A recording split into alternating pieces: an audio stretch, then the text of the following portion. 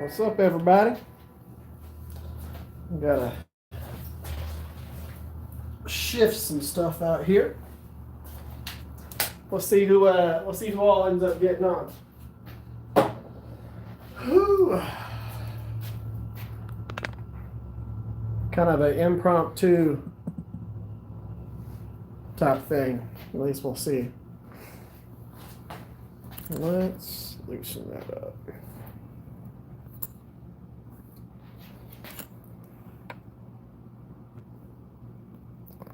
We'll see who ends up getting on here.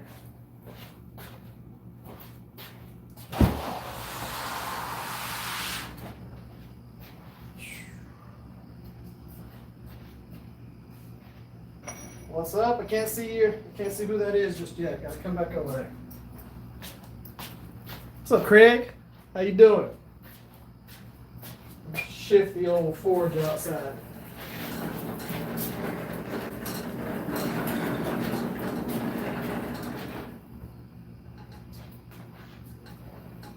Man, if y'all only knew how ready I am for the fact that on Thursday it's going to be like 50 something degrees outside. I am super prepped for that, or super ready for that. I love it when it's cooler outside. Alright, got the old anvil out. I didn't know exactly what I was going to do tonight until I came out here, and I was like, why not forge something? So I'm going to go ahead and light the forge, and then I'm actually going to talk about the build that I just released today. Well, did you pick up that knife? So, did you send it to the Rivers Experience at yahoo.com? Because I went through that whole entire email, and I went through the spam and all that stuff, and I couldn't find it. So you might resend it. And again, it's just the Rivers Experience at yahoo.com. Now, the difference between my email and the actual channel name is the channel name has an apostrophe after Rivers, but my email is just the Rivers Experience at yahoo.com. It doesn't have the little apostrophe. Like that, man. It's supposed to be 78 tomorrow in Southern Illinois. Yeah, no, man. I've been. It like dipped down and it was nice and cool. 50s, 60s for like a few days. We had that little cold front that went through Texas, but it's supposed to dip back down again this Thursday. And oh man, I'm so ready for it. So absolutely ready for it.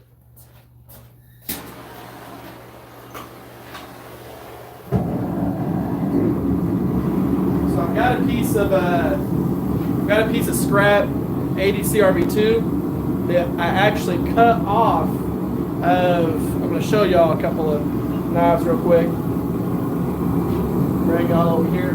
So I made a few of these EDCs right here. I did. These are the 1/4 inch thick EDCs that I'm working on right now. I got a whole bunch of them laid out. Got 5 EDCs right there and 6 EDCs over here that are like this one. And so these are ADCRV2, and I've got a piece that I cut off, and I'm going to forge that into a knife. I figure, I like showing y'all whenever I take scrap pieces and make them into stuff. It's still about 1/4 inch thick. And we're just going to forge this random piece of steel into a knife. It's going to be fun. As a matter of fact, we're going to get in the forge. While the forge is warming up, we can go ahead and do this. Now, it's not going to be shaped anything like this whenever it's all said and done. But we'll go ahead and start changing the profile of it, forging a handle, things like that. I'm going to show you all some new EDCs that I was working on. They're right there. It's actually this profile, but these are the medium-sized version of the one that I just showed you, which is that one. These are the medium size of that. That's the one that I forged out on Saturday for that live stream. So let's see here. I'm going to send it first. Okay. What's up, Kevin? What's up, Thomas? What's up, Jeff? Fellows, 92 here in South Florida. 92 degrees. Now it has been in the 80s here for the last few days. So we had like 4 days in the 80s, and once you're down into the 50s and you bump back up into the 80s feels super hot. I was jogging today, and yeah, it got a little spicy between doing, you know, exercising and stuff like that. Had to wait for it to cool down to 87 to crank the forge. Man, I hate forging whenever it's like 100 degrees outside. 90s still sucks, but it's not that bad. Looks great. Well, thank you for that, Jeff. So I do have it right here.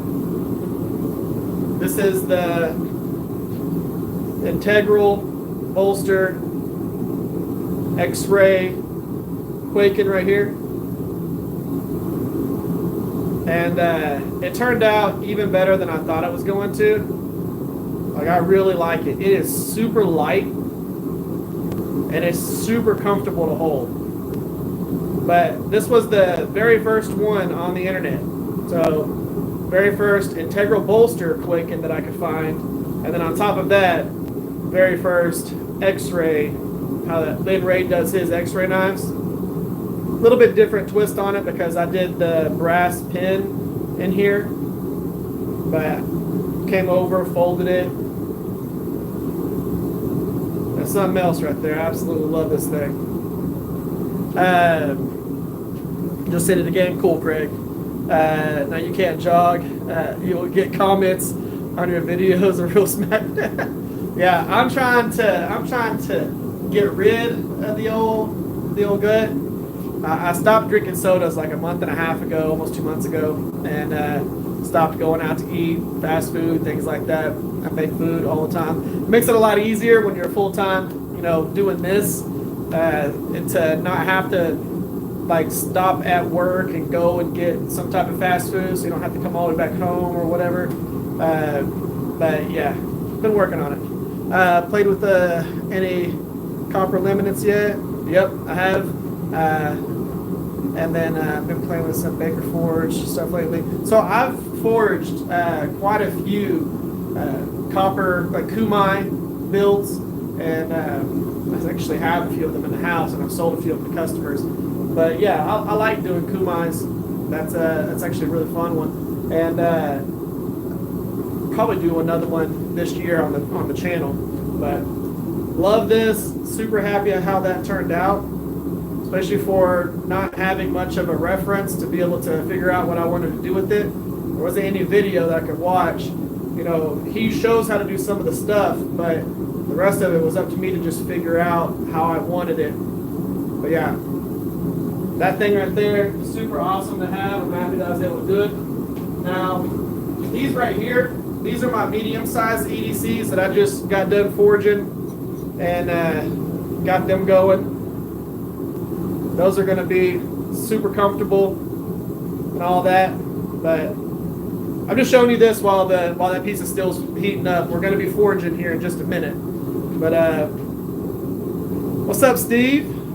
I might be getting a power hammer because of the old Steve Jennings right there. He got a new power hammer, and he might be bringing his down and having us do some forging sessions and whatnot. And I might have one of those in the shop, which is going to be pretty cool. What's up, Chip? What's up, Danny? Yeah, the podcast was a good episode. That was a blast, and we might be having a forged and fire judge on one of the episodes coming up. We might. We'll see how that goes. What's up, Mr. Matt? When I first saw the video, I thought you were going to forge well at joint. I had a few people that were thinking that I was going to forge well that joint, but I wanted that brass pin so it stood out a little bit. So this right here is going to be one of the new medium EDCs that I'll be carrying on my website. Then of course, these right here will be a staple alongside these right here. that's the small version of it. These are the medium version, and then I'm going to be doing a large version for you huge knife carrying camp knife guys. I'm going to be doing a big version for those as well. So those will be cool. Other ones will be cool.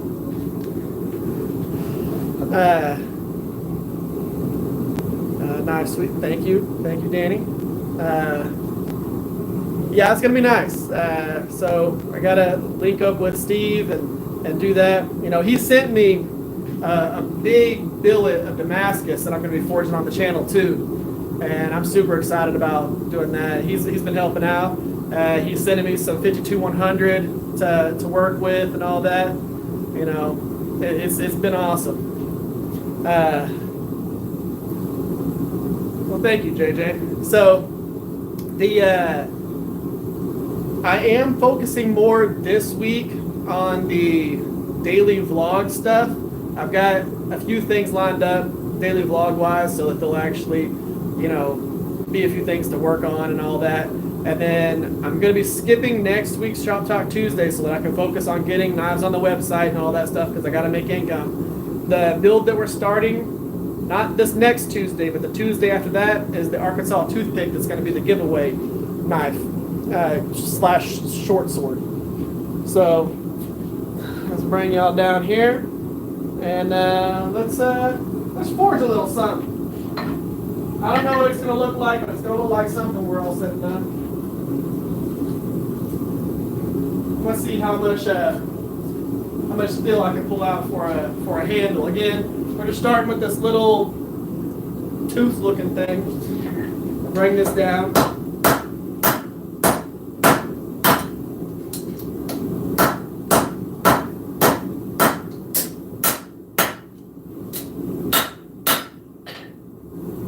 Basically, what I'm going to do is I'm going to end up bringing this area down, draw it out a little bit, and then we'll forge in a little heel that we're going to have for the, you know, the blade and all that. I'll probably go ahead and forge bevels into this just so we can maximize the steel. So this will be closer to a forge to finish knife than there we go. Let's see here.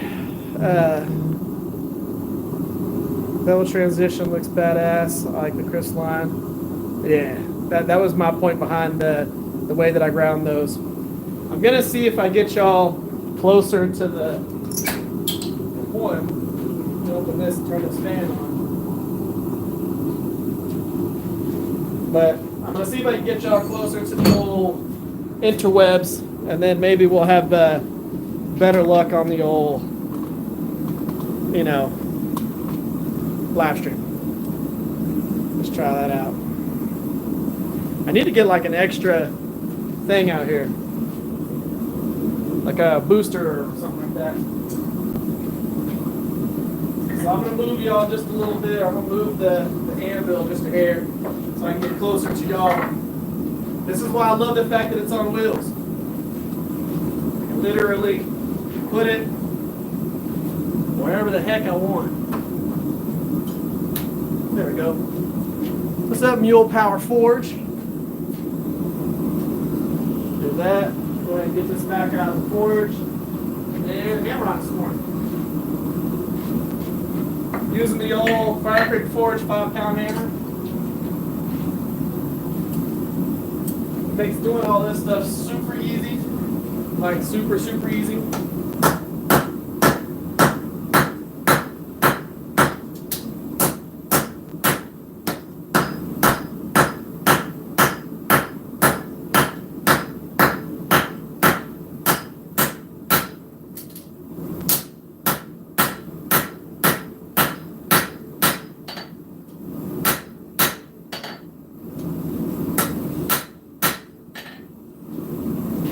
Bring that down, and then I think what I'm going to go ahead and do is correct this tip a little bit. Let's see if we got the right size now. So forge it down to where it fits that. And I'm going to go ahead and mess with the tip a little bit.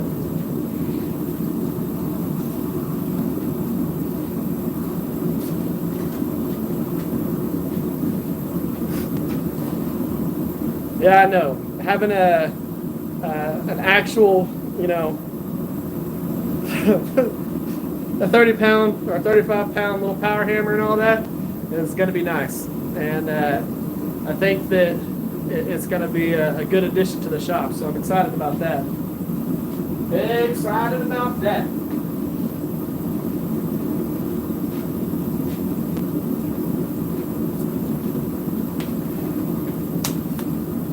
Whew.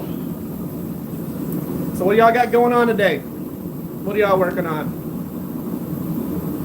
I know what I've been working on. I've been working on EDCs and making all those things and those things, and you know, trying to make sure I can get stuff on the website. But what have y'all been working on? And of course, we're forging tonight. But I know what Matt's been working on, Mr. Rich right there, and I know what Steve Jennings has been working on because we've been messaging each other. What's everybody working on?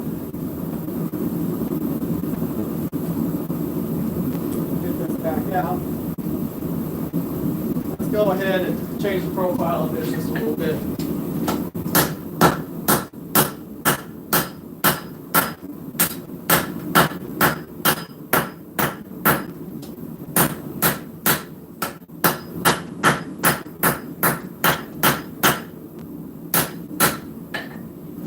think I'm gonna be surprised by how much knot I'm gonna be able to make out of this little guy.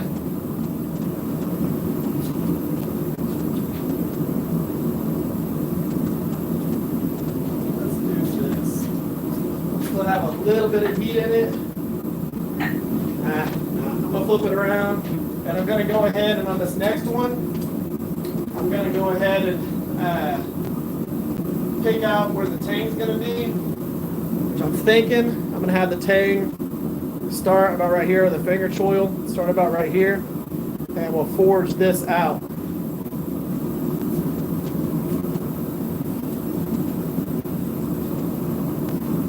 And of course, if you've seen a lot of the ways that people will forge knives, if I was doing stock removal, this would be the curve up would be the blade, but because this is going to be kind of like a forge to finish little EDC, the flat part is going to be the cutting edge. So whenever we forge in those bevels, it's going to automatically counteract where right now it's like this, and this is the spine. It's going to reverse that whenever we forge in the bevels. So, making tongs for the first time around. Nice, nice. Small ADCs, been doing some grinding. My kid joined a blacksmith class. That is freaking cool. 4-H, instructor backed out, so I'm winging it. Oh, well, anyways. It's still cool that they have a blacksmithing class with the 4-H there. Like, that's really cool. I wish that they had that in this town. I'd be down to teach that. Let's see here. ABCs, full stock removal. I know what you're working on, Matt. Save it up for a piece of 01 tool steel for my chef's knife. Finishing my paring knife for the file. Heck yeah. Donald Walker, read me, I'll give you 1,000. There you go.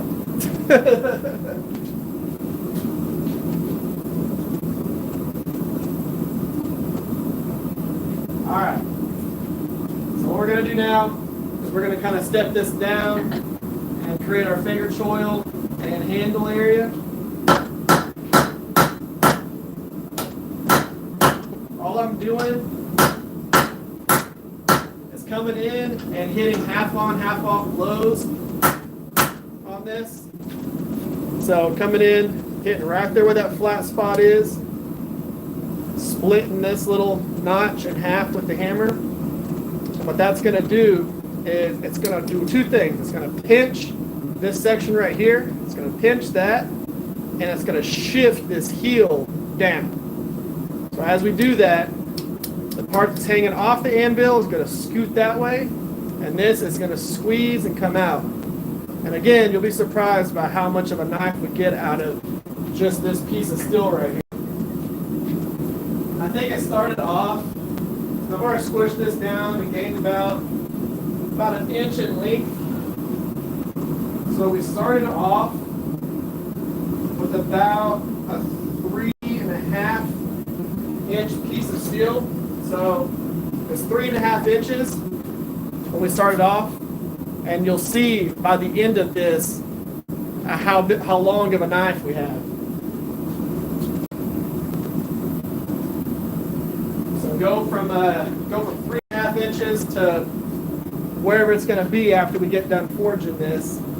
And I love doing knives like this because, again, there's a bunch of these scraps that people just kind of throw into a bin or throw into a box, or some people throw away. I like to forge them out and turn them into knives, which is what we're doing tonight. I do have some scrap knives or scrap pieces. Those are going to end up becoming sanmais and gomais on a few future builds. Some 1080 and some 15 and 20 that I have, but little pieces like this that really aren't rectangular in any way, shape, or form, yeah, they turn into little EDCs and stuff like that.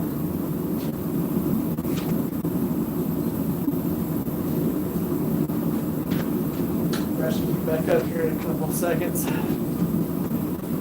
So, Longmont, Colorado here. Oh, I know where you're at. Glendale, awesome. Dewey, Prescott Valley. Basket weave, feather pattern. It's coming along. That power handle will speed stuff up. Yep. So that basket weave that Steve's working on is absolutely awesome. Alright, what part of Arizona? Hey, I'll tell you, I know how Arizona is. I've been through there. It's crazy. When it gets hot, it gets hot. Hell, even a 2 or 3 inch blade is better than a trash bin. Yep. Alberta, Canada here. What's the weather like in Alberta, Canada, Danny? Look at y'all. 2 people, Alberta, Canada. Now, how big is Alberta, Canada, though? Because I've seen some of the places up there on a map, and it's like, how does Canada that's that big have like 4 states or 5 states? It's ridiculous. I know y'all have more than that, but I see some of the distances between like driving, and it's absolutely crazy. People are like, yeah, I drove 14 hours to the next area. 76 there. There's a few people from Florida, Craig. There's a few people.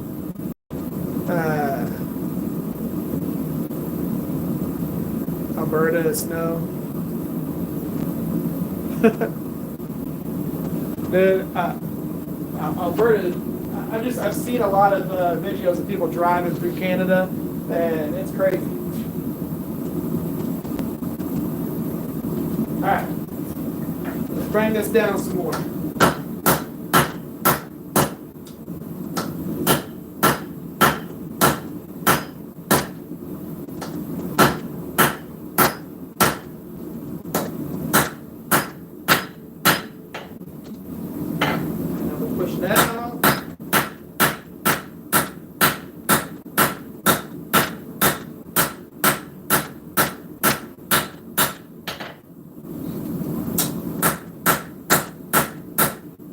Side of my rounding hammer here, just the side of it, and as I'm hammering this, it's like using a little cross peen or a straight peen. As I'm hammering it, I'm pinching it out and extending the length. Instead of hammering down and squishing it everywhere, I'm moving it out as I'm thinning it.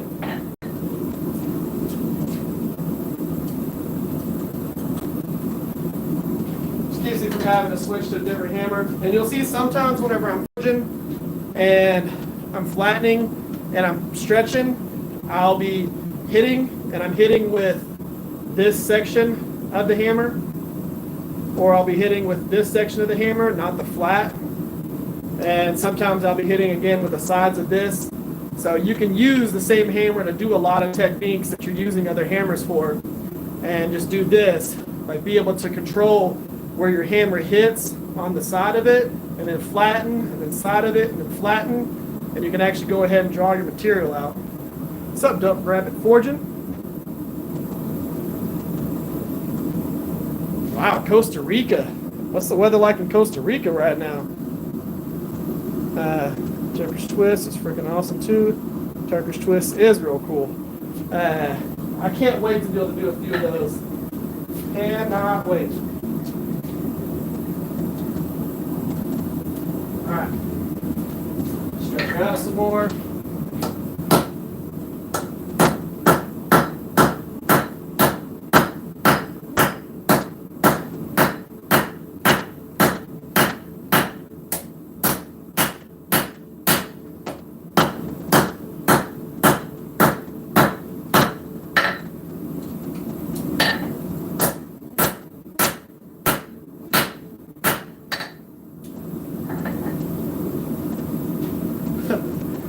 I've widened that to well over 1/4 of an inch. As I start pinching and stretching that out, we'll probably gain about, I'm assuming that handle is going to get me almost another inch in length. Let's see here. I'll keep a little ruler over here for the rest of this. So right now we have 2 inches of handle length. I'm wondering if I can get us to 3 inches in handle length by the time this is all said and done. Get a little old 3 phalange knife. See if I can get it to where we can put 3 phalanges on there and a lanyard, a little snake knot lanyard. That way we get a full grip on it. Be a good little EDC. Some of these little ones like this, I'll just make them and I'll keep them for myself. Let's see here.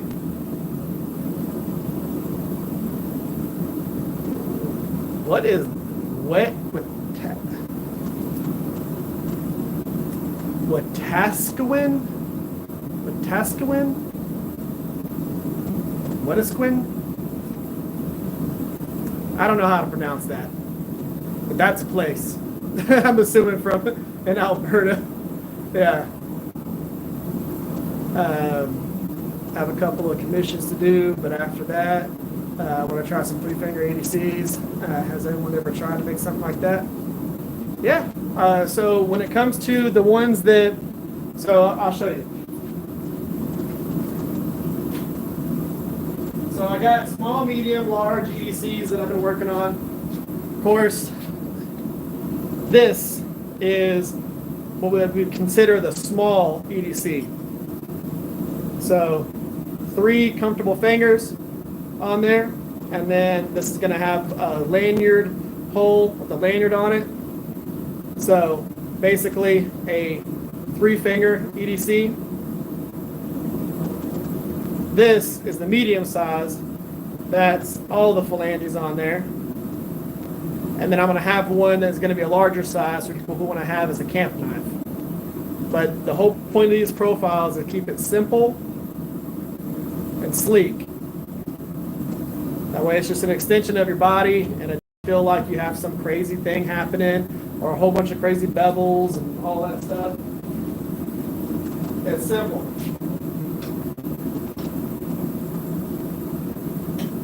Alright, let's get this back out of the forge. Hammer some more.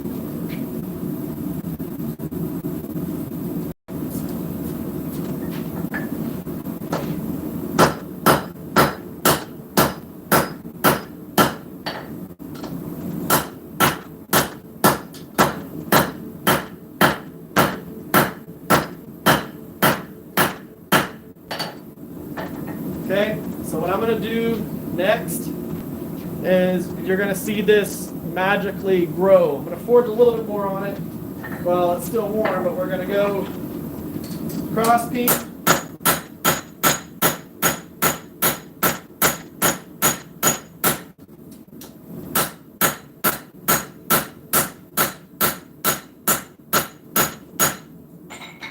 Put it back in the forge.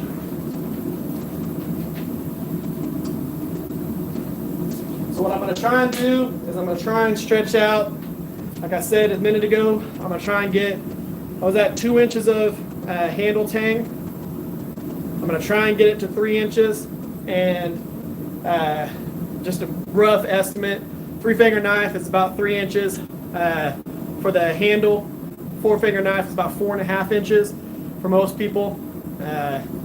Whenever you fully grip, of course, this is thinner than this. Whenever you grip, your fingers flare out because all the meat around your bones compress, and it comes out a little bit. This when you've got fat fingers like me. So, let's see here. Actually started following you on Instagram, Duck Rabbit. That's cool, Matt. Follow me a bit. Mr. Don. What's up, Minnie? How you doing? Minnie J-Man Curly. I like it. So you're J-Man Curly's brother. I dig it. Apparently, Wetaskiwin comes from a Cree word meaning hills where peace was made. It's better that it's hills where peace were made rather than the hills have eyes. You know what I mean? All right.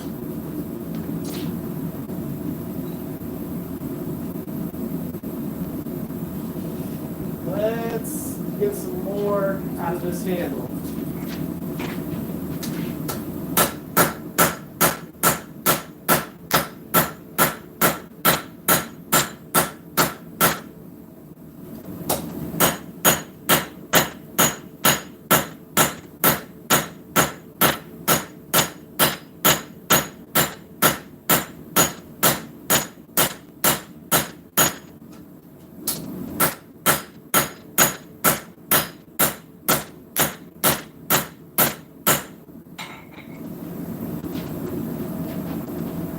Just from doing that, we're already at 2.5 inches out of our 3. And we haven't even started smoothing it or deciding to do a distal taper or anything like that. So I know that if I did like a full-blown distal taper on this, I could probably get 4 inches out of that handle. If I wanted to taper it down nice and thin. Y'all want me to do a distal taper on it? Y'all want me to go through and hand forge a distal taper? Y'all decide that, I'll do it.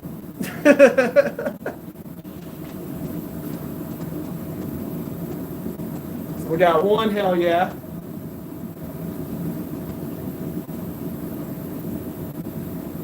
I mean, that's really all the peer pressure I needed. Okay, so let's transition to a distal taper real quick. One hammer, we're that thick.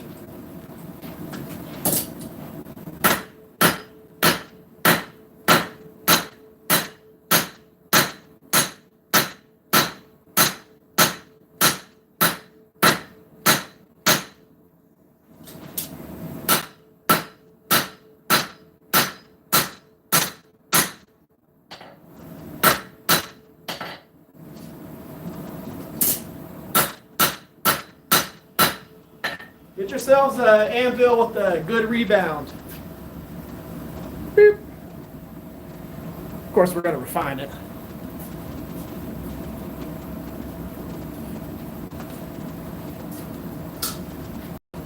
I love these old hammers that are like this, or the old anvils that are like this. Get amazing rebound. And 170 pounds helps.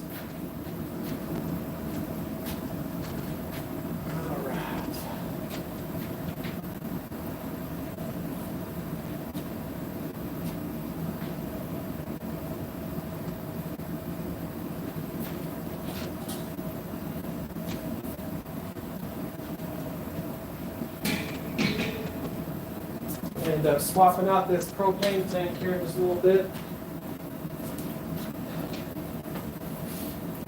How does that 26 still work for Damascus? So I haven't used the 26C3 in Damascus, but I don't see why it wouldn't work. It should work. And I haven't seen many people do it for that because it creates such a great hamon that a lot of people just use it as a monosteel. But I mean, I could see it working. I might end up trying it out just to see.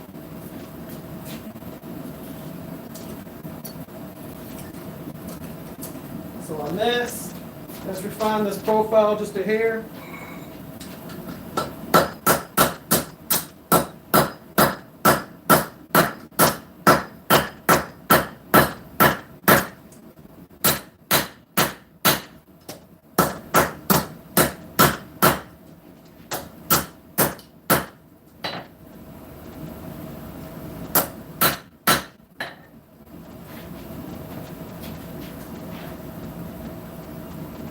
Just from doing that little bit of distal, we're already at 3 inches.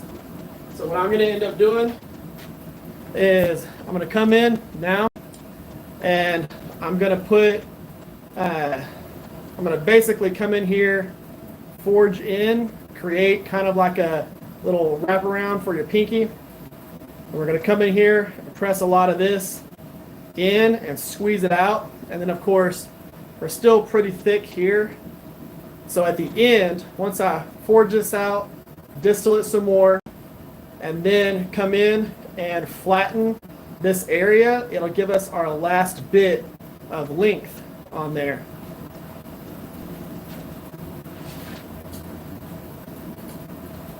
Again.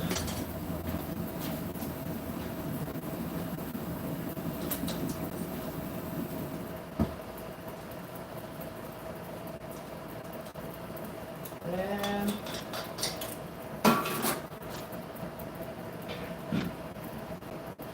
swap this out.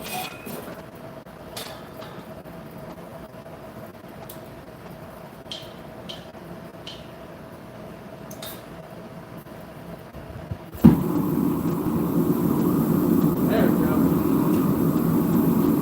Now we got to keep going. Turn it down just a little bit so we're not using too much propane. Okay, what do we got? What we got?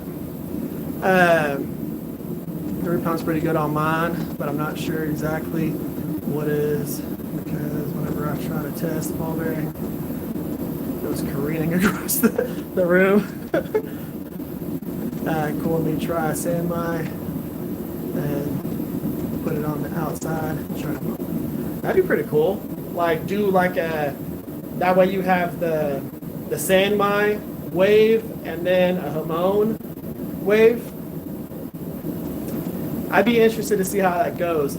So if you're gonna do that, what I would suggest is make it to where the sand mine, like the center layer, gets forged pretty thin, so that whenever you do bring your bevels in, you only get rid of just a little bit of the 26C3, since you're going to have 2 and make it look like it's a go mine.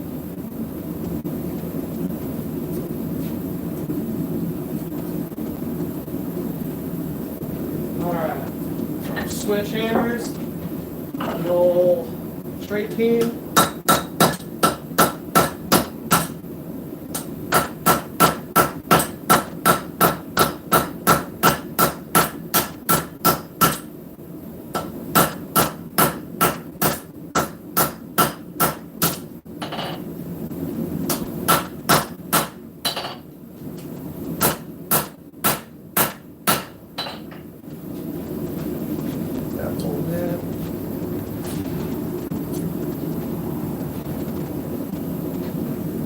Yeah, I'm betting that I'll be able to get 4 inches out of this and a decent handle profile. So I'll show you what I'm kind of going for. Something similar to this right here. So it's not going to be like a full blown. It's not a 3 finger. It's not like a crazy 4 finger. but it's just going to be a good looking EDC profile. I don't know if I'm going to do the blade like this or not, but this is kind of the profile that I'm going for the tank. I used a 100-year-old wagon wheel for a jet semi. It turned out awesome. So I've got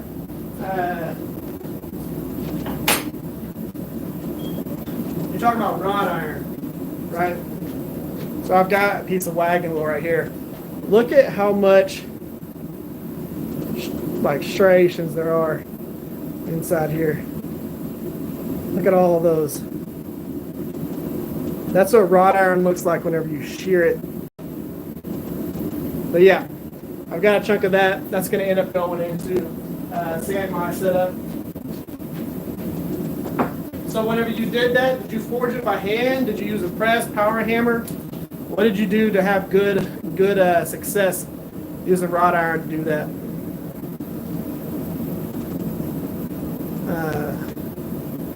Clear your mini whiteboards.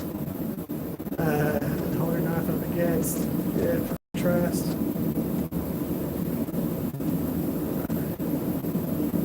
Sure, your project kind of went together. Oh, okay. So yeah, wrought iron. It's always interesting reading my own comment. You know, that's not me making it, that's my wife.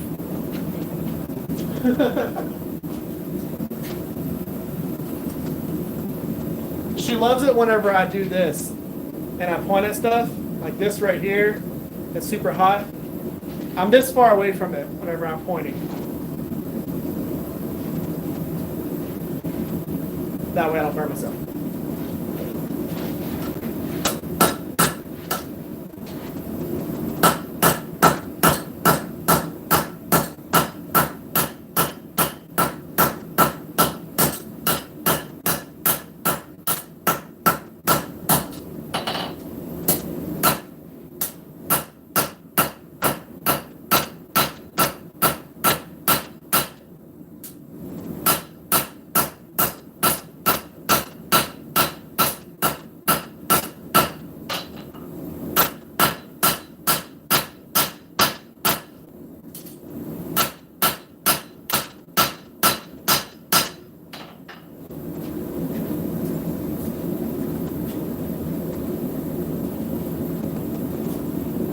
I think what I'm going to end up doing is I will get the handle roughly in the profile that I want, and then we'll go ahead and forge out the blade, and then I'll correct anything. So we're going to do the bulk of the forging on the rest of this little area. What I'm going to end up doing is some of this on the horn here, bring y'all down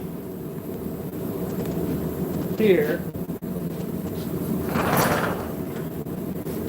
That'll work.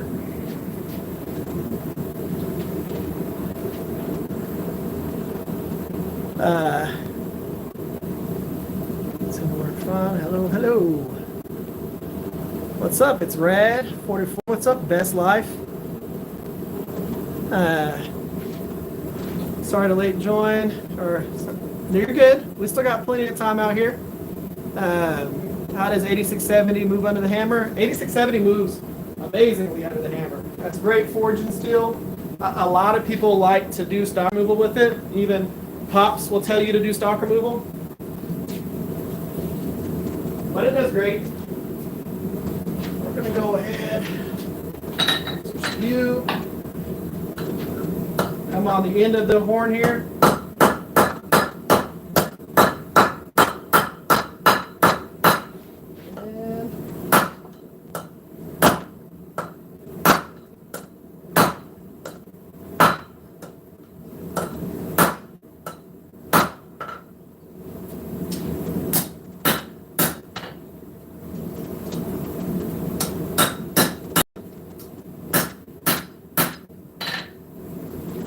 We'll do that one more time.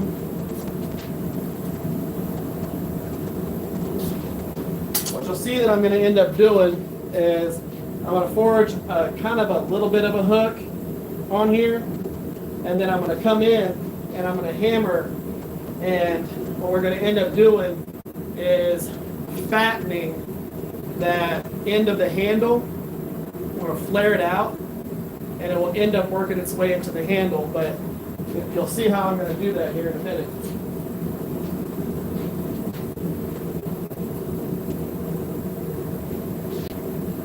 Want to get that section of the handle warmed up.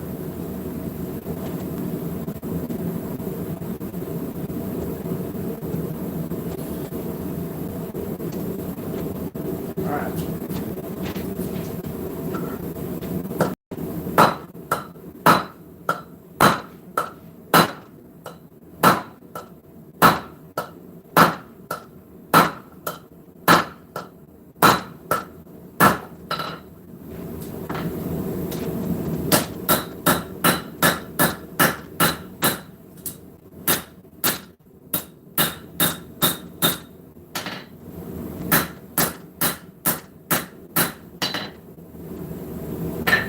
Okay, and on this next heat, what we'll end up doing is we're going to kick this ink here that way more. And then when I come in and I retape the tang, the whole entire tang is going to go whoop, and open up a little bit bigger.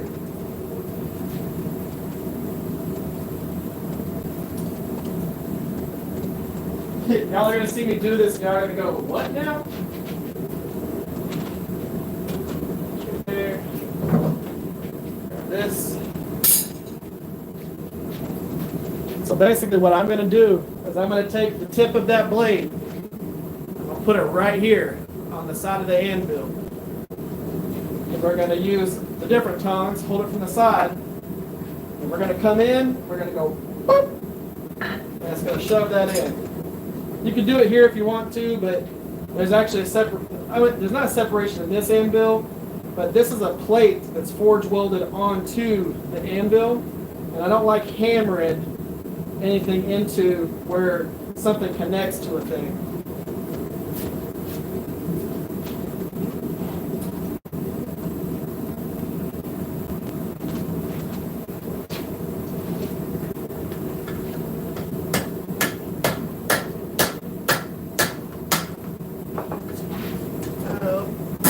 Awkward way to hold this.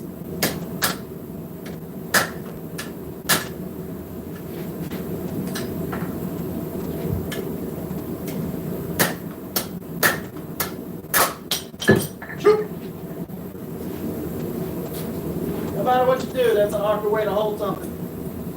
But I'm going to show you. Start swelling that out.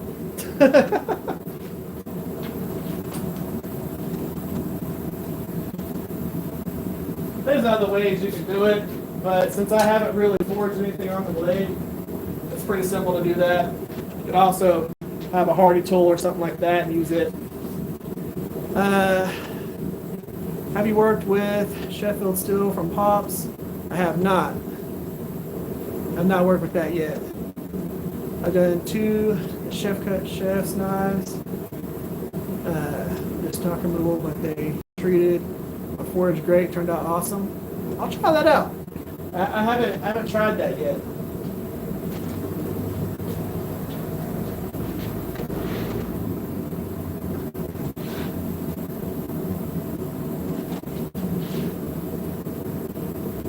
The other way you could do this, if you have a post leg vise or something like that, you can do that. You can put it in the vise and do this. Okay. Now that I have it tilted forward like that, the rest of it's going to be done on the anvil, on the actual top of it. All I'm trying to do right now is just isolate the heat on that particular section of the handle so that as we're hitting it, it's not moving the rest of the handle very much. Bring it all back up.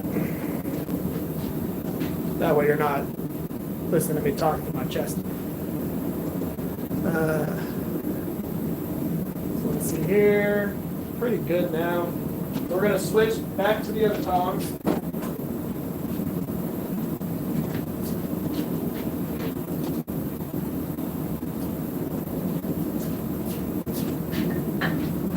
forward.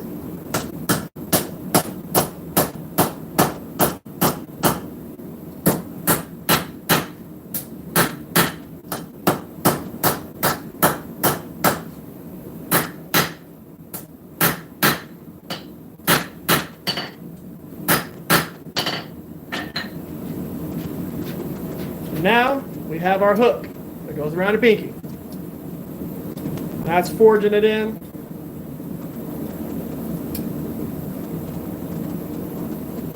So now what we're going to go ahead and do is we're going to come through and you're going to see I'm going to re-taper this tang. We're going to get a lot of length out of it and it's going to open up pretty much everywhere. It's going to gain size. So right now, lengthwise on the tang, we are at about 3.5 inches, about 3/4 of an inch throughout most of it. So about 3.5 inches, about 3/4 of an inch.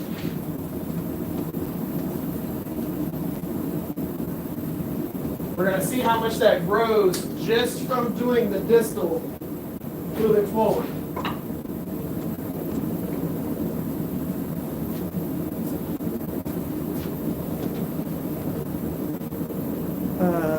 Let's see here.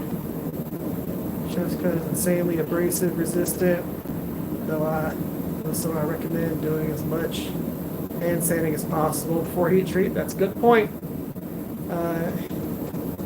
Do you think you'll do a video on the wrought iron sand? Oh, of course. Yeah, if I'm going to use that peel, I'm going to show you what I make with it. Yeah, I wouldn't waste that fun experience on nothing.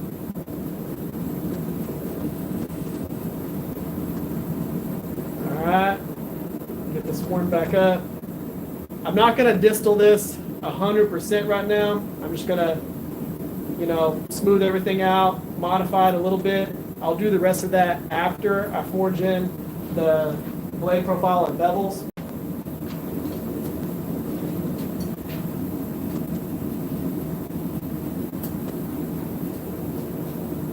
I don't want to get the tang too finalized right now, because as we're forging the rest of it, if you get the tang looking perfect, it's going to move and shift as we do the rest of the build. You want to get all the profile where you want it and then start cleaning things up.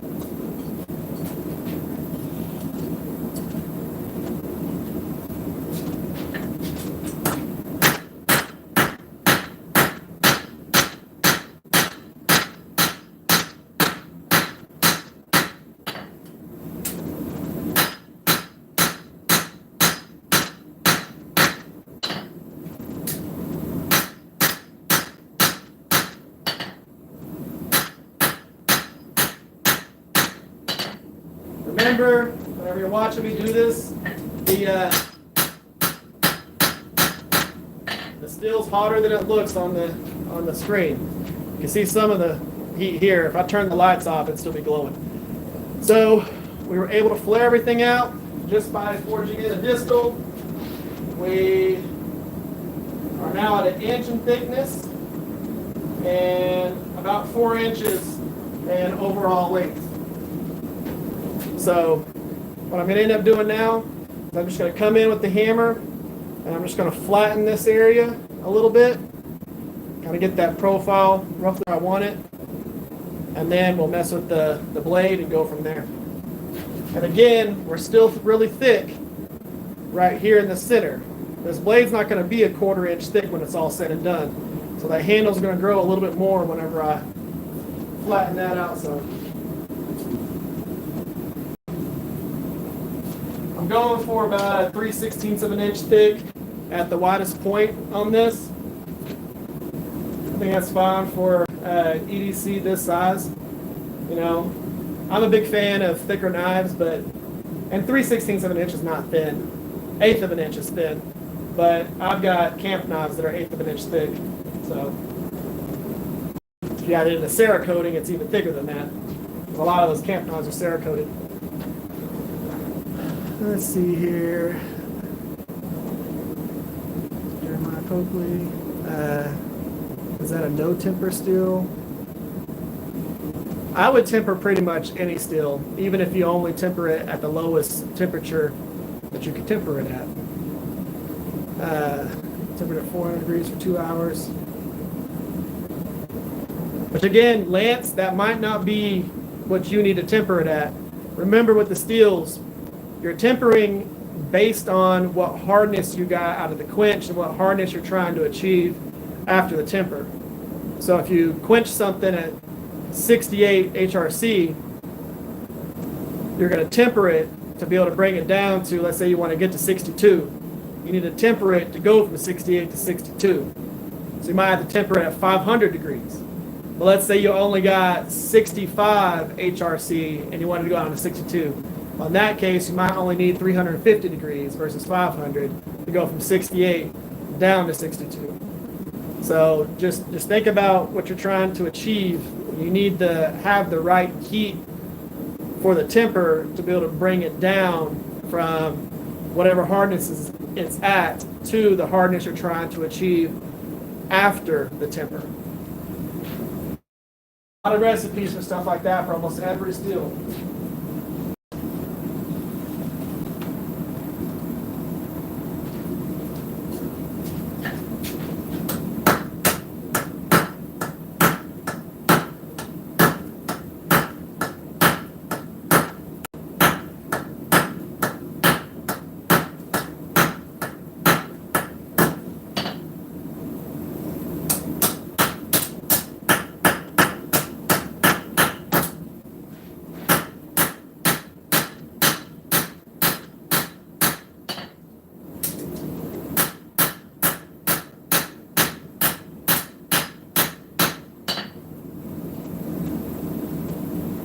Okay, we're going to leave that profile at that right there for right now. Distal's fine.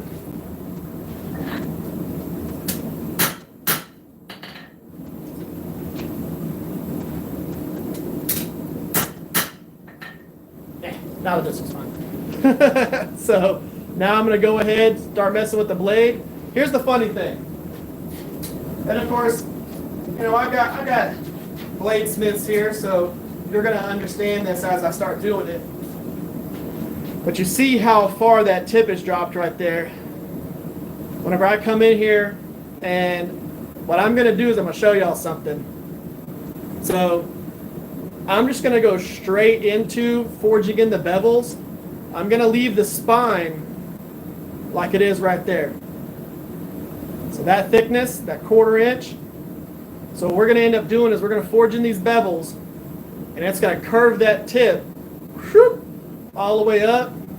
And then whenever I forge the spine and thin it out and put a distal taper throughout the spine of this, what's going to happen is it's going to drop the tip back down, and it's going to give us about 3/4 of an inch of length. Just from, you'll see.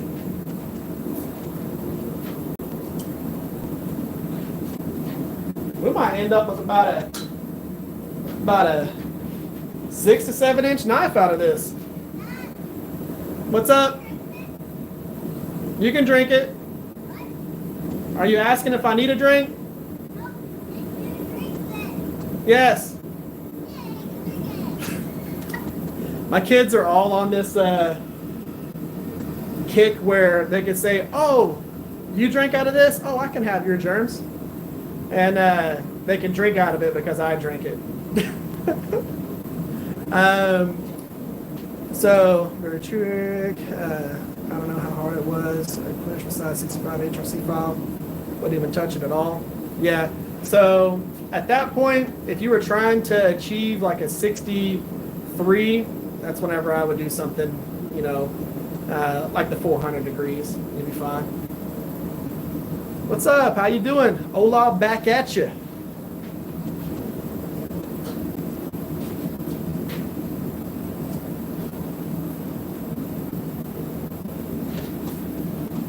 I want this to warm up. I want to hit it. So, one of the things that I do, I wouldn't say it's slightly different than other people, but whenever I initially forge in my bevels, I'll come in with my round side of this rounding hammer, and I'll pinch out the bevels, and then I'll flatten them with the flat side. This, the way that the plunge line is going to be on this, there's going to be almost no ricasso. So I'm going to forge them all the way down through the heel. And you'll see that.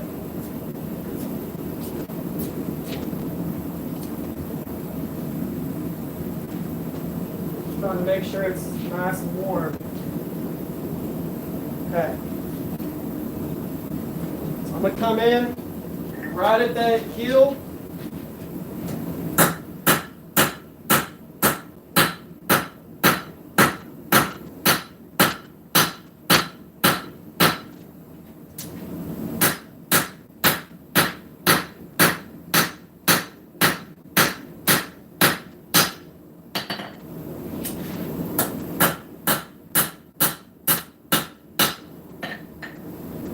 Okay. I just went about, maybe about, not so much a half, kind of like a third up there. We'll get it to, whenever I start forging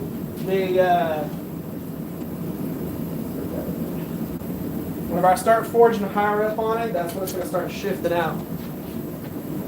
Let's see here, how much battery we got? 33%. I'm going to put this, grab this.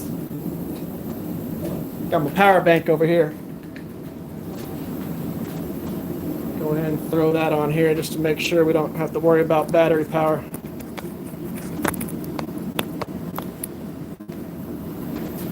Let's see here. Don says you should do popcorn Damascus,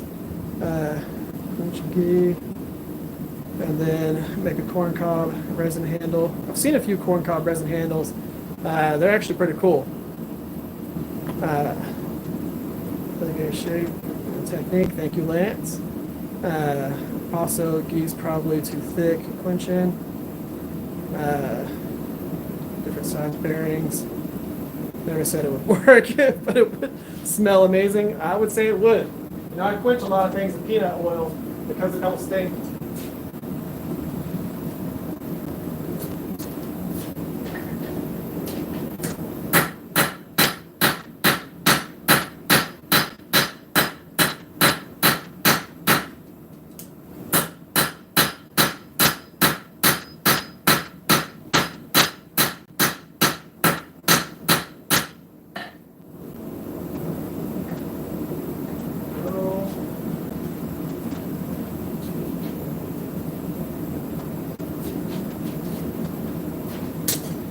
Adjust the profile on this next heat just a little bit.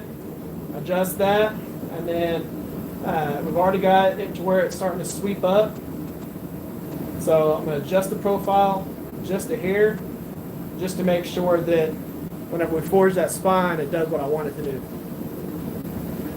Let's see here.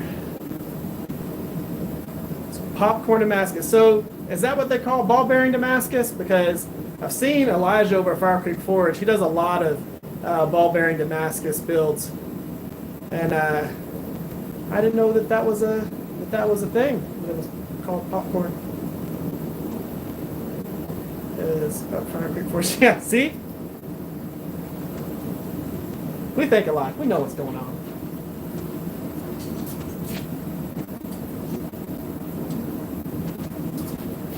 All right, let's adjust this. Take a little bit of that hump out.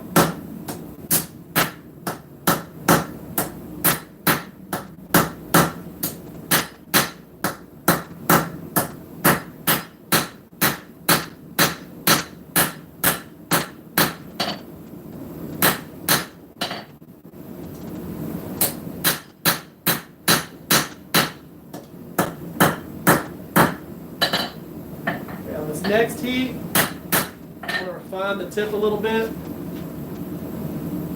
what we got going on there. This is going to end up being a drop point knife. Almost kind of has like a clip point, almost profile.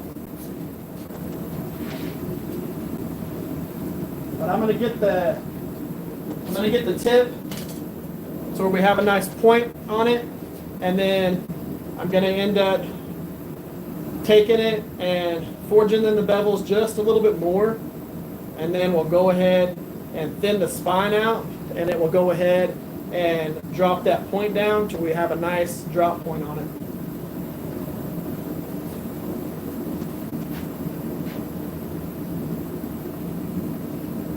I think it's going to be a good looking little knife.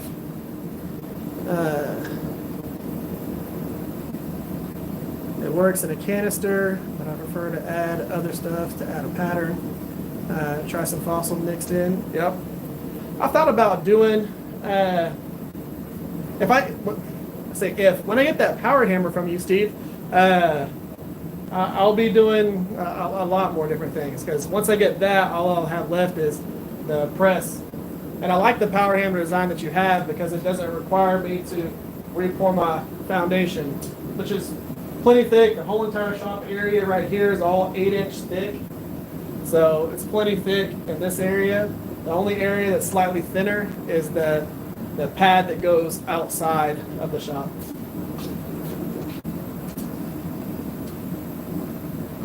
All else fails, I have some concrete added.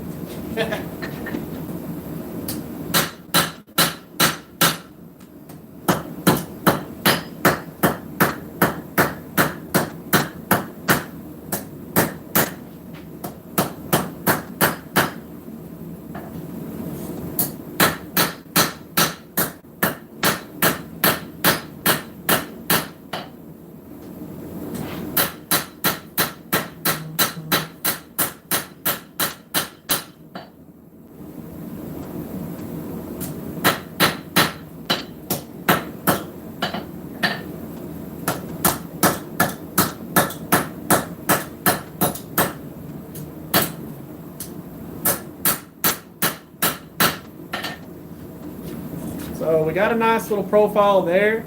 But like I said, I want it to be more of a drop point.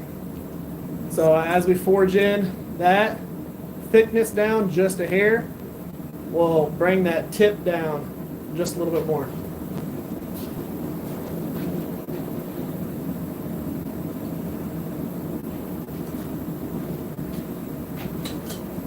And what I'm going to do whenever I forge that section is I'm going to come in with the round side of the rounding hammer, and I'm going to split that difference between the handle area and the blade.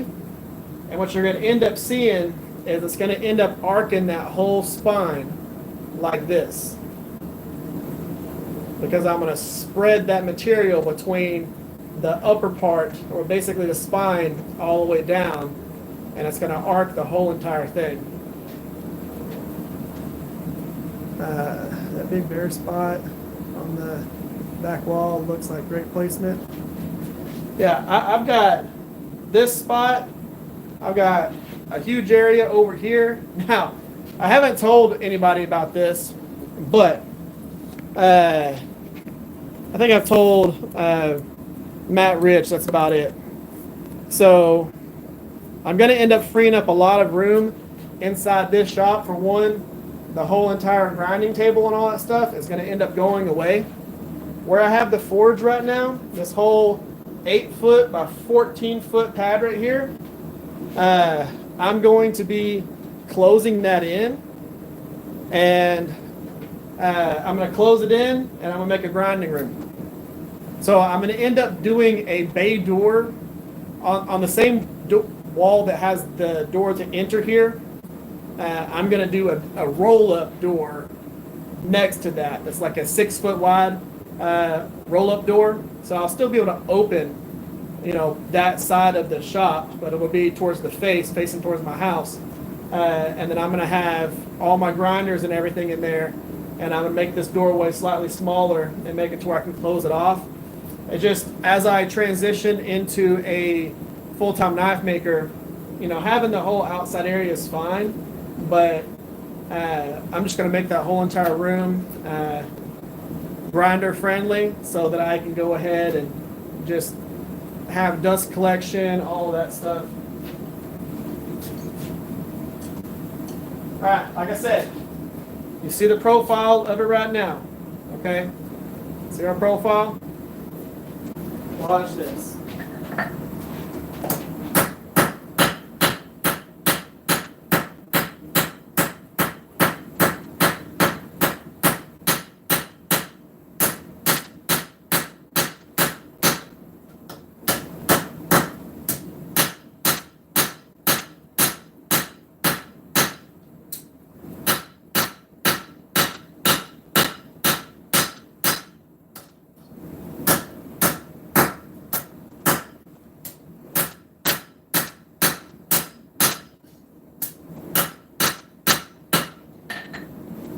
Back up, start dropping that point down a little bit.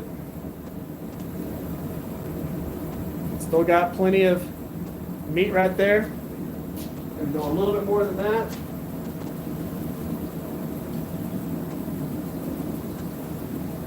And then we'll go ahead and we will flip it and do the rest towards the actual tang.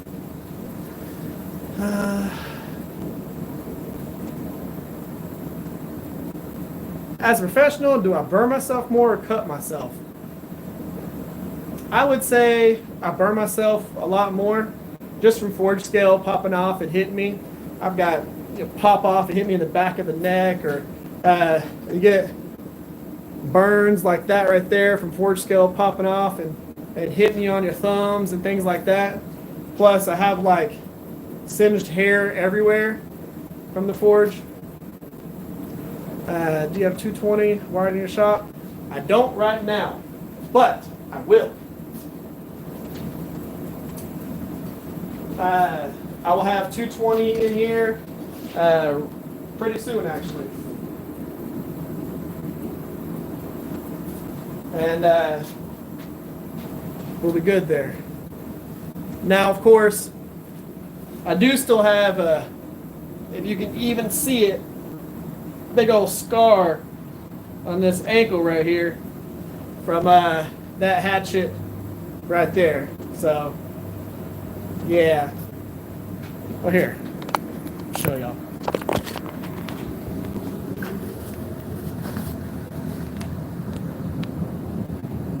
That guy, that is where the hatchet went through. There we go, and turn it back around so you can see me. There we go. Howdy, Thierry, Eric, all that, Don, Lance. What's up? What's up? Glad to have you here, Byron.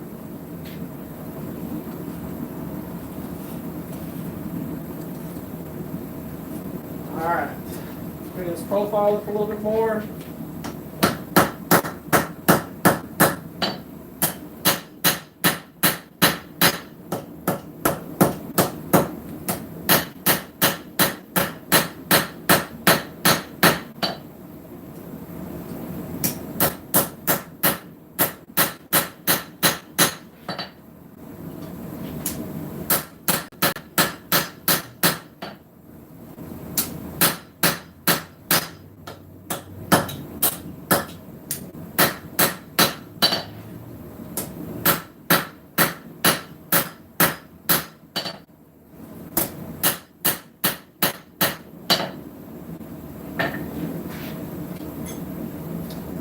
Flip to the tang side.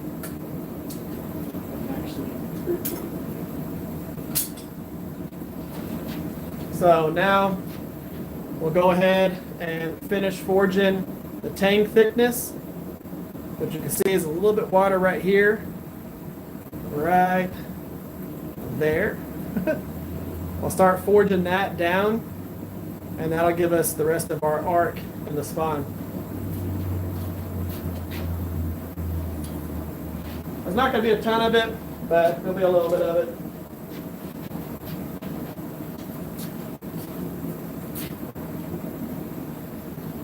And our blade profile is good. I'm comfortable with where it's at because I can easily do a little bit of grinding on it and have it where I want it. But what I'm interested to see is how big this knife ends up being. Also remove fingernails with 36 grit. Fingernails, knuckles, all of that. Messed up my thumbnail, the big spade drill bit. Been there, done that. So I did construction for a while. And I've shot framing nails through my fingers. I've shot brad nails through my fingers because you're holding it from the other side, and then the brad nail would come in and hit like a knot and just go.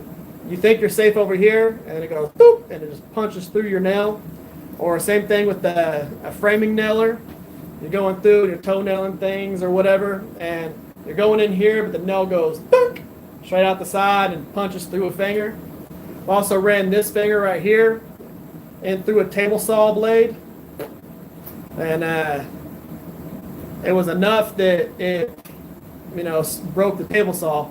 That was back in the days before, they were super safe. So it took a second. It had to hit my full bone right there before it actually popped itself. But yeah, it pretty much blew out through the whole entire finger here. It came through. I had a clean cut into my fingernail. Everything else just went whoop. But yeah, a lot of bore wounds from construction and different things like that. Good evening. What's up, Neil Yakuza? Since the knife is already hot, can you do a brute to forge flare finger choil on that knife?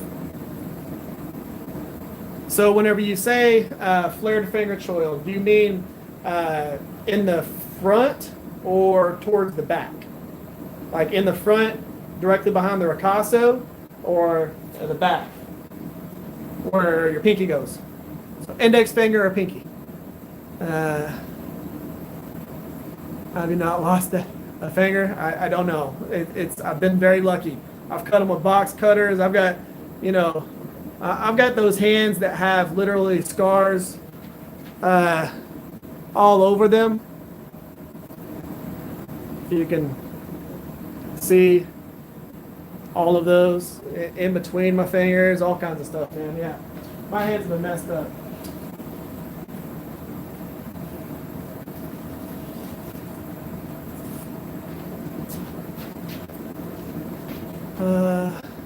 Index finger goes. I mean, I could. You want me to put one in there? I'll put a little finger choil up in there. Let's use you.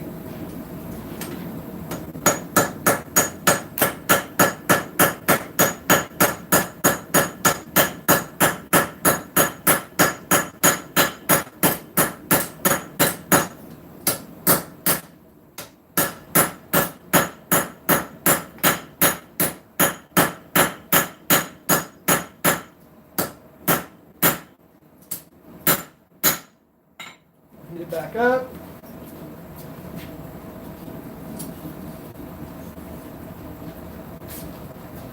Warm the bottle back up. The downside of these small bottles, man, I need a huge bottle.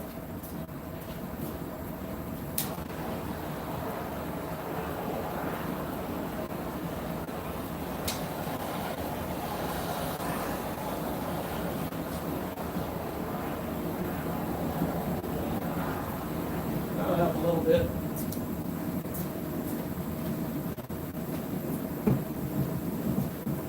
I hate these small bottles, man. I do not want to trip your flow. Nah, we're still in the forging process, man. You can trip the flow all you want.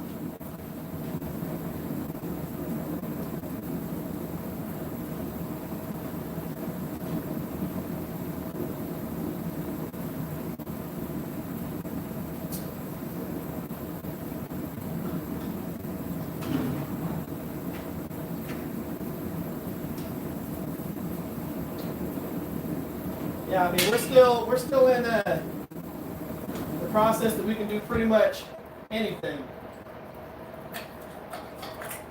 I'm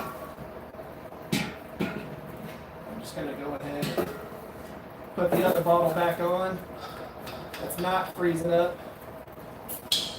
We'll be good.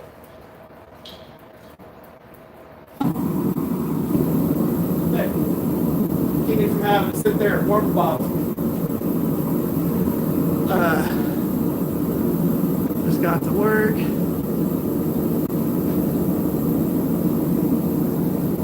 Laying in bed. Yeah, you were up super early, man. You sent me a message like first thing.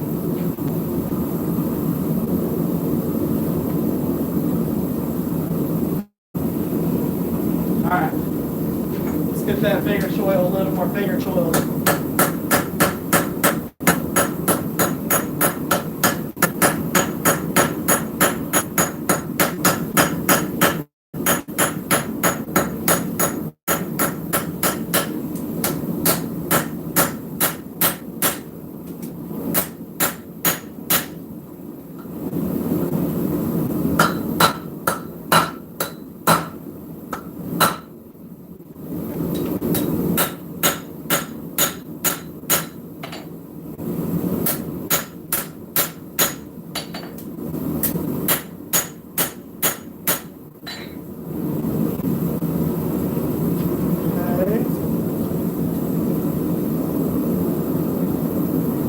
Now what I'll end up doing is I'm going to start bringing that taper down again for the distal taper on the tang. And what I'm going to end up doing is I'm going to clean up the spine right above that finger choil that I just did. And then I'm going to taper behind it. And what it should do is it should flare the area behind the finger choil and really define the finger choil. We're going to play with that. You'll see, okay, so if y'all were ever spending a day in the shop with me, you'll see that some of the stuff that I do, it's because my brain says, hey, still should work this way. And typically whenever I do it, that's the way that it works.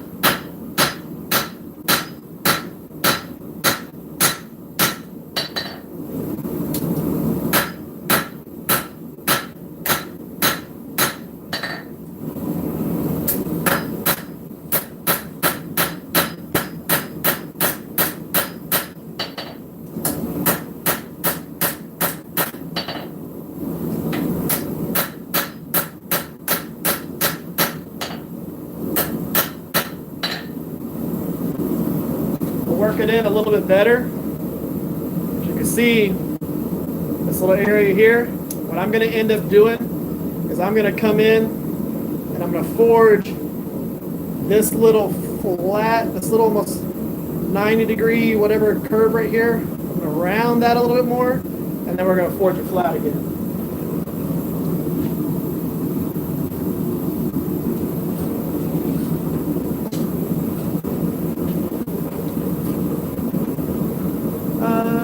Let's see here. You wouldn't be if you knew what I call work. Speaking of which, I'll be up early tomorrow. Should I probably turn in? Yeah. And yes, you'll see me tomorrow. We're doing a live stream. We're going to be doing a live stream tomorrow. That's going to be Wednesday. Thursday, it'll be a little bit later because my wife teaches dance.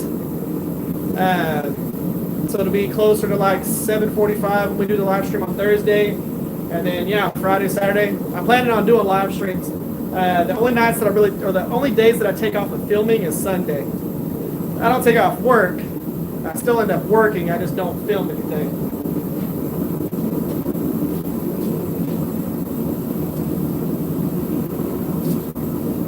All right. Let's come in with the straight key.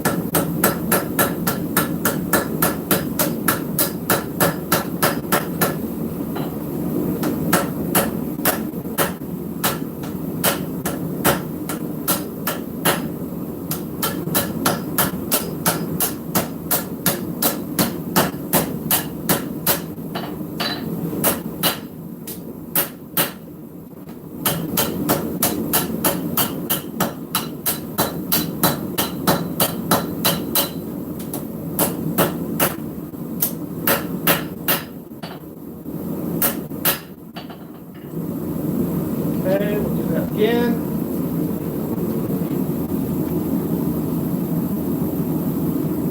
So this straight peen has almost a perfect radius for finger choil. The old phalanging. So we should be good there. I'm just going to go ahead and do that again and just try and round that. Now, of course, I could easily grind this finger choil in, but I do that whenever I can get a little bit of extra length out of the handle while forging it in. You know, no sacrifice steel if you don't need to. Aircraft maintenance, quality control, inspection for SWA. That's what you do, Jason? Basically watch other people work and tell them what they did wrong. I love that. Gotta agree with Steve. Like the profile. Thank you. And then, have you ever done woots? I have not done woots, but I plan on doing it. Friend over at Heavy Forge, he does it. I see him do it. Plan on doing it. Watch a lot of YouTube at the same time. Nice. I watch YouTube whenever I'm working too, because I work for myself. Wife ever shout at you? Yes, she does. Alright. Let's go ahead and come in here again. And what I'm doing is I'm holding it like this, and I'm forging down into that choil area.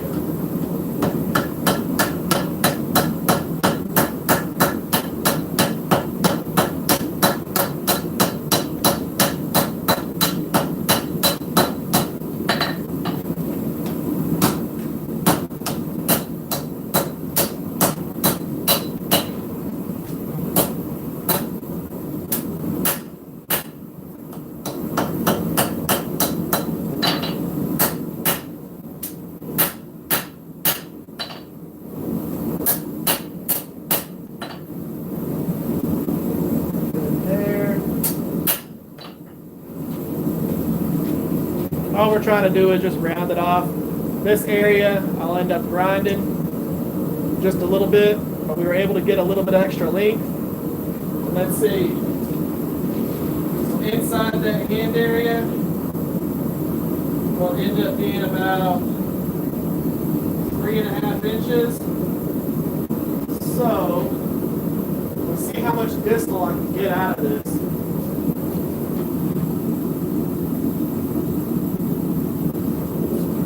I want to see if I can get about another 1/2 inch out of the length. I'll probably have to forge it pretty thin, going down to the end of that tank. But I should be able to distal it and then forge the belly of the handle down a little bit more, and then distal it again. I should get that extra 1/2 inch.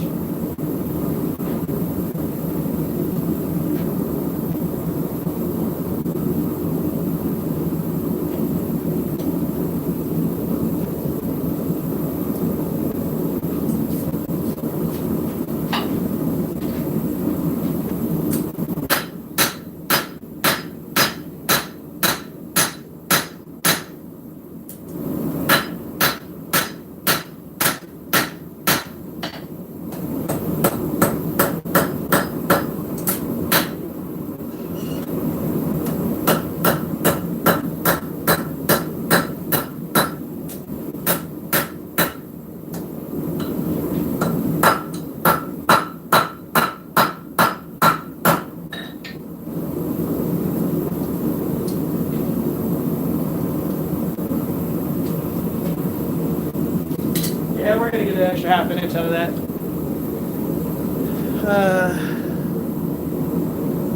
Let's see here. 1/6 afraid of 7. 7, 8, 9. Wow.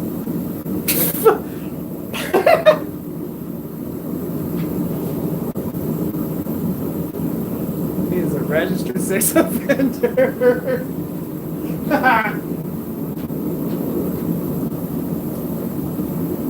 That's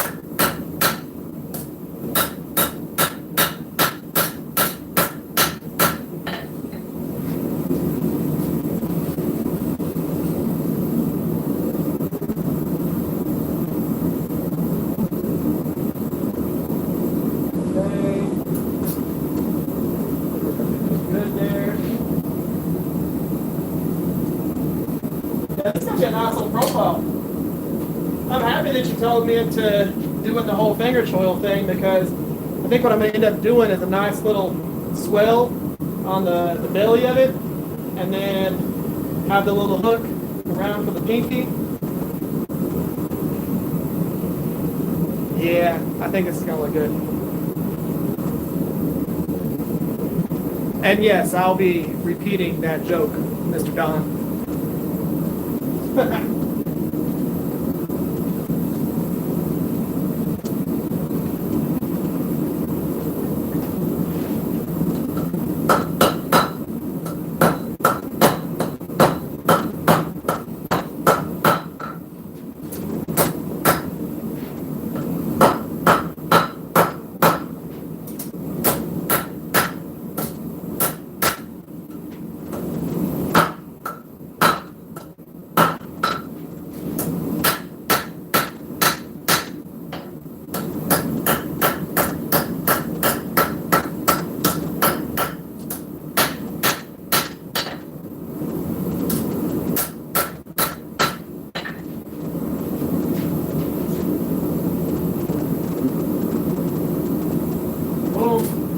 Okay, so now we're at a 4-inch handle. Got a little bit of a palm swell on there. And this is 4 inches in between the finger choil and that's the index finger and the pinky right there. We still need to distal it just a little bit more, because why not? And then we'll even it out, and then we'll transition back into the blade. So for this next distal, I'm going to do two things. I'm going to distal it, and then while it's cooling down, it's going to transition from glowing into a darker color. I'm going to planish it. So I'm going to distal it and planish, all in this next heat.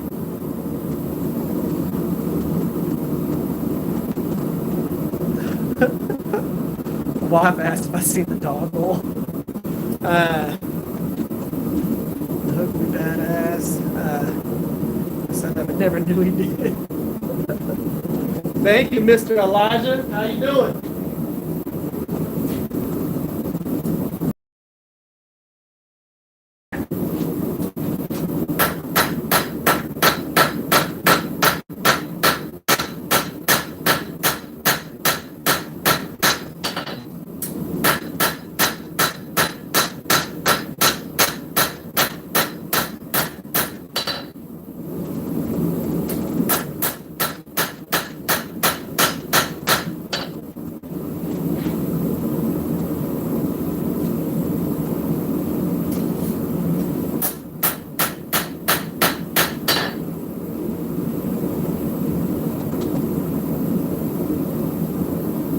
So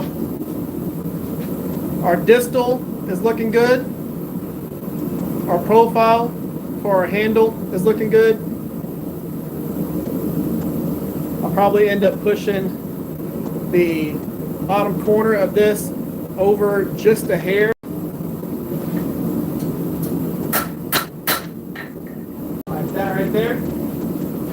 That's going to be good there. So now we'll go ahead and flip to the blade side and just refine that just a little bit. But for right now, I mean, we're looking good, and I could easily go through and just grind the rest of that, but I want to go ahead and clean up this distal going through the tip and clean that blade profile up just a little bit.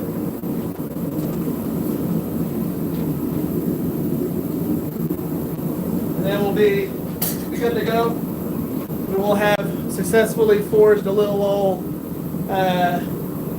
like 7-inch EDC, almost 7.5-inch EDC out of a 3-inch piece of scrap steel.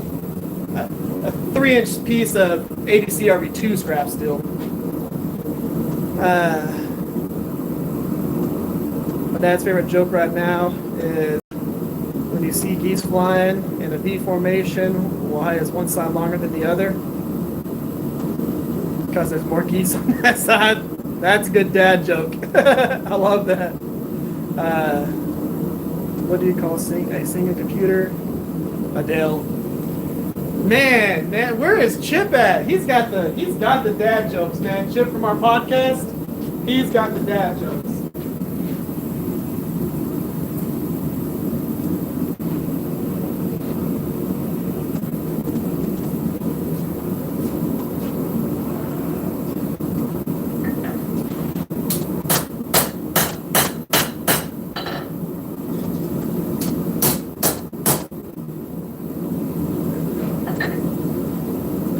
Closer together.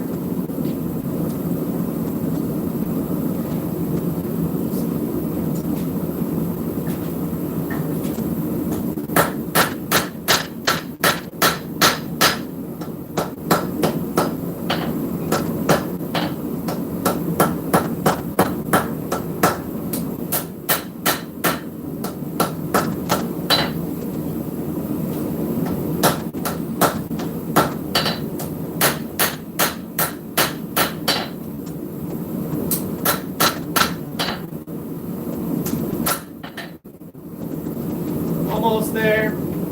Got our profile cleaned up. We're going pretty good.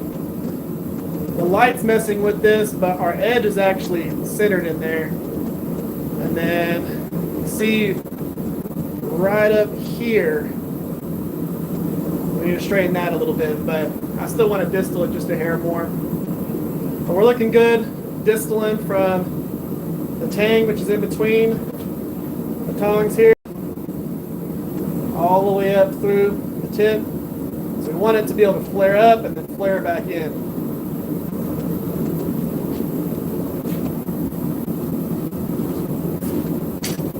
Let's see what you got here.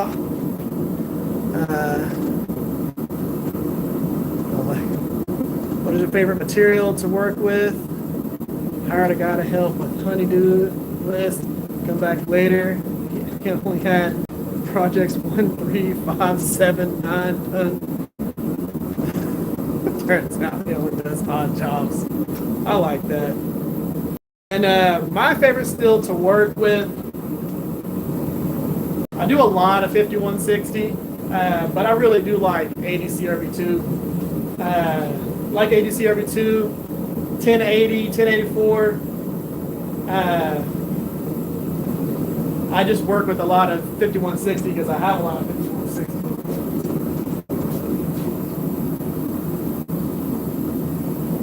You'll see that I'll do a lot of stills that only require 4 heat treats because all I have is a 4 and a heat treat oven right now.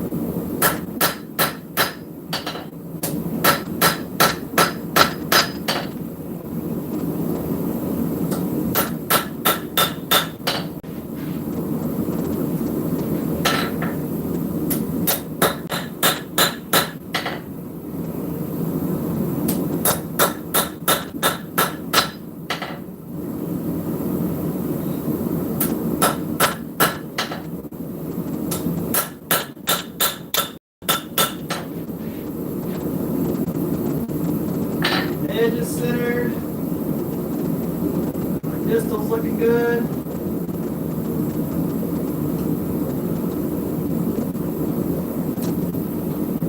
Switch tongs.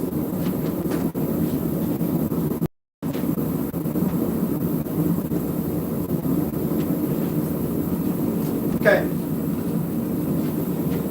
There is our profile. There is our double distal. So distal going through the tip, distal going through the end of the tang, nice and even. The fattest part is, of course, right here, going to be right in front of that finger choil, right there. And then we have a nice handle profile, nice weight profile. Our bevels are nice and centered, going through them. So we are looking good. What do y'all think about that? And again, let's check to see what our overall length turned out to be.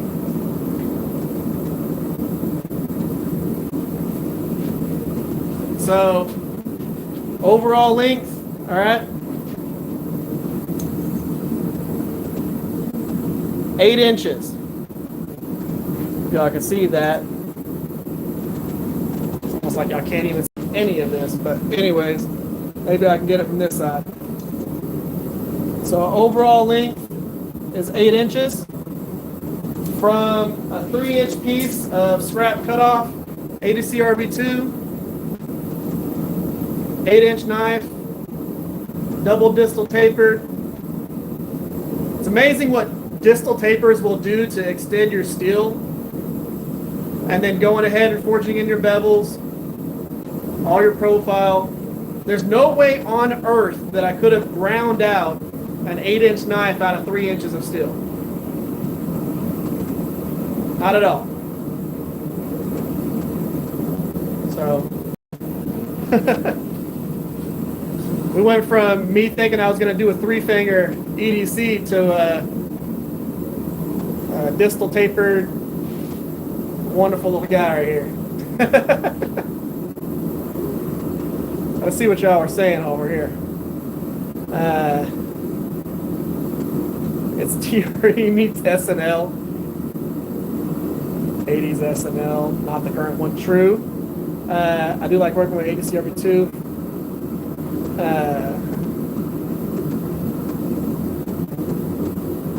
There we go. But yeah, I'm excited about this. It's a good little old EDC. And the cool thing about these is whenever we go through and we planish them and do all that, we don't really have to worry about grinding a bunch of material off in order to flatten the tang and do all that stuff. Barely got to do anything, and we're ready for handle scales. But it's nice whenever you can go through and create something out of presumably nothing. And I'm going to go ahead and put this back in the forge. And just like I say, every single time I forge something, as soon as we get done forging, getting the profile all done, everything like that, do yourself an annealing step and bring it up to 1600, let it cool inside the forge. It's an annealing step, it's not a normalizing step. Normalizing step, you would take it out of the forge, let it cool in air. But this is an annealing, we're just softening it up, putting it back in its most relaxed state so we can drill pinholes, all that stuff. And yeah, we got ourselves a knife. It's pretty fun. And again, we didn't really have a huge direction. I kind of had an idea of where I wanted to go. It was a lot of just playing with the profile, playing with the steel, moving it to where I thought made sense, and going from there.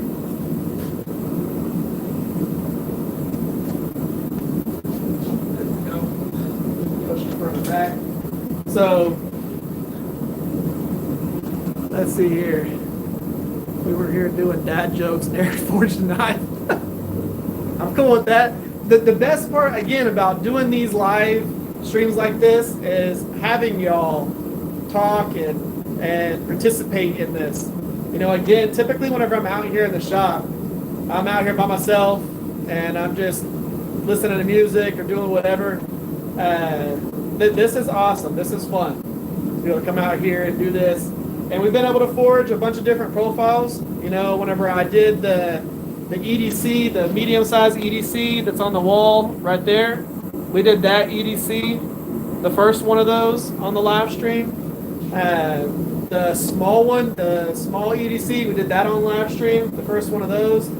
This profile, live stream, all those things. So I mean, it's been awesome doing these and just having fun with it. All right, let's go ahead and turn this on. Block it off.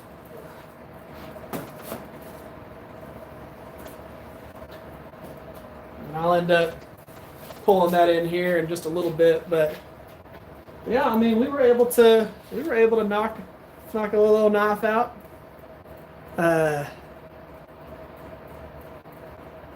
Steve, I'm glad you were able to be here too, and I know we've been, you know, I've been like, yeah, I'm gonna do a live stream. We finally did it. And needs a heads-up display on his glasses so he can hammer. I agree. you know, Samsung needs to make that happen. Have a great time with you all. Yep. Some Stark Tech. That needs to happen. But I will tell y'all this again. Doing the live streams and having y'all on here and participating and talking in the chat and all that stuff, that makes these absolutely awesome. When I first started these, I didn't know exactly how that was going to go. I didn't know if I was going to have people participate, or if people were just going to be super quiet, or if anybody was even going to do this. And originally, whenever I set out to do these, what I was going to end up doing was I was going to do them primarily on the member section with people like Jason and Matt and people that are part of that program. But I think that they like it more like this too, because we have a lot more people in the comment section versus if I did that with them, it would just be a small group of people. The cool thing is, though, that those guys are getting shirts.